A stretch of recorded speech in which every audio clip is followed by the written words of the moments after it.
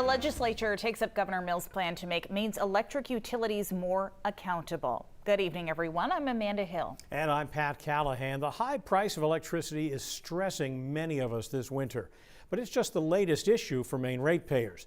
And what to do to address those issues is at the center of the debate at the State House. We begin tonight with News Center Maine's Don Kerrigan.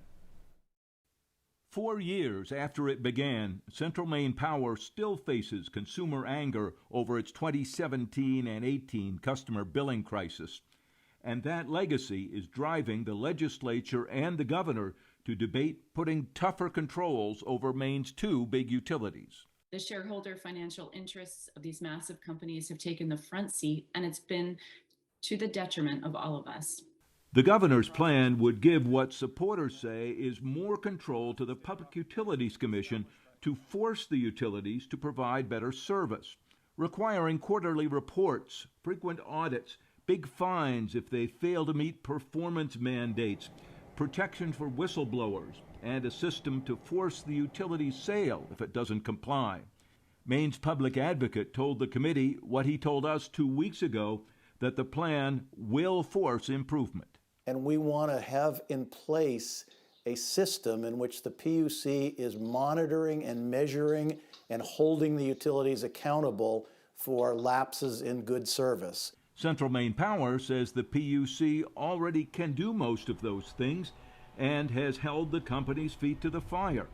And company president Joe Purington says they have already made big changes for the better. People are not looking at our present performance.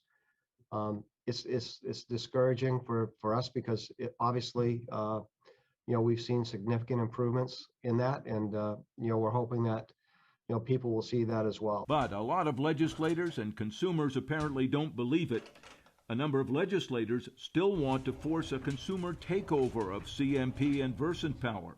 The bill to do that passed last year but was vetoed by the governor. A citizen petition is still gathering signatures. I'm not a believer in false hope and giving false hope to people. Legislators like Senator Rick Bennett say the governor's bill is not enough.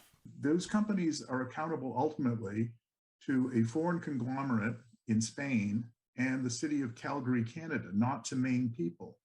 And those investors are there for the noble purpose of making money off from Maine ratepayers. Several of those committee members and others say the governor's bill needs to be made a lot tougher to put an even tighter leash on Maine's utilities.